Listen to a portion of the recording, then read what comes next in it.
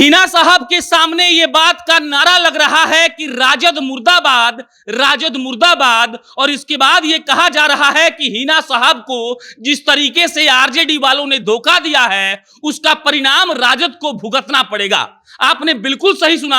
आज सिवान में इस बात का नारा लग रहा है कि जो मरहूम मोहम्मद शहाबुद्दीन थे वो हर बात पर ये कहते थे कि हमारा नेता सिर्फ लालू यादव है और उसके अलावा कोई नहीं, हम लालू यादव के अलावा किसी को नेता नहीं मानते हैं। आज उसी की पत्नी की बेइज्जती राजद ने की है और इसके बाद राजद मुर्दाबाद के नारों से वो सभा गूंज उठा। जितने भी मुसलमान वोटर थे, जितने भी मुसलमान सपोर्टर्स थे, वो लोग राजद मुर्दाबाद का नारा लगाने लगे और एक साथ ये कहा जाने लगा कि जिस तरीके से राजद ने हिना साहब की बेइज्जती की है उसका परिणाम, उसका फलसफा राजद को भुगतना पड़ेगा।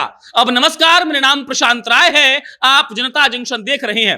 राजद ने फैयाज अहमद को टिकट देकर यह सोचा कि मुसलमान वोटर को वो लोग खुश कर देंगे, लेकिन हुआ उसका बिल्कुल विपरीत। और हिना साहब को राज्यसभा भेजने के लिए जो मांग सिवान के वोटर कर रहे थे, अब उसका परिणाम सामने आने लगा है और मीडिया में तो खबरें ये भी चलने लगी हैं कि हिना साहब जदयू ज्वाइन कर लेंगी।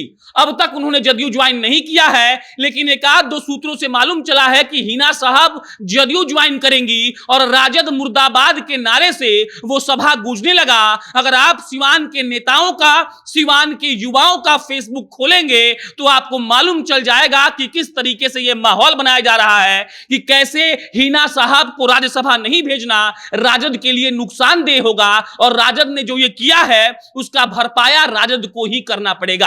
आपको बता दें कि पिछले 8 दिनों से लगातार इस बात की चर्चा चल रही थी कि राज्यसभा कौन जाएगा। मीसा भारती के नाम पर तो शायद मुहर बहुत पहले लग गई थी, लेकिन एक नाम जिसको लेकर चर्चाओं का बाजार गर्म था, कहा जा रहा था कि मोहम्मद शहाबुद्दीन की पत्नी हिना साहब को लालू यादव राज्यसभा अगर नहीं भेजते हैं तो मुसलमान वोटर नाराज होंगे। राजद वालों ने नया खेल करते हुए बिस्फी के पूर्व विधायक डॉक्टर फैयाज अहमद को टिकट दिया और यह कहा गया कि देखिए मुसलमान वोटरों को और मुसलमानों को साधने के लिए मुसलमान को भेजा तो जा रहा है, लेकिन असलियत यह है कि शहाबुद्दीन के सारे समर्थक, सिवान के वो सारे लोग जो कहते हैं कि शहाबुद्दीन की पत्नी को राज्यसभा भेजना चाहिए था, वो लोग एकदम झन्नाए हुए हैं। और अभी अभी की बड़ी खबर निकल कर आ रही है कि हिना साहब के सभा में वहां जब वो प्रेस कॉन्फ्रेंस कर रही थी तो राजद मुर्दाबाद के नारे लगे।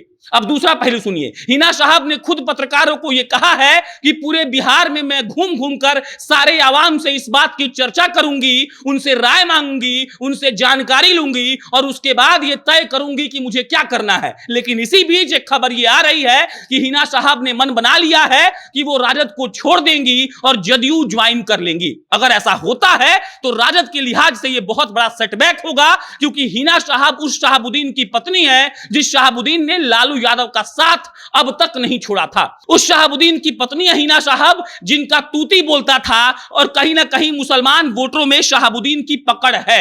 अगर उनके सभा में इस तरीके का नाराबाजी हो रहा है, उनके सभा में इस तरीके से लोग राजद मुर्दाबाद कह रहे हैं, तो कहीं ना कहीं लालू प्रसाद यादव, तेजस्वी यादव और पूरा लालू परिवार इससे सहम जाएगा, डर जाएगा, क्योंकि मोहम्मद शहाबुद्दीन जिस तरीके से राजद के लिए लॉयल थे, उनकी पत्नी, उनका परिवार लॉयल था। और यह खबर आना कि उनके सभा में लालू मुर्दाबाद, राजद मुर्दाबाद और लालू परिवार को बहिष्कार करने की बात उठ रही है, तो आप समझिए कि कैसा खेल होने वाला है।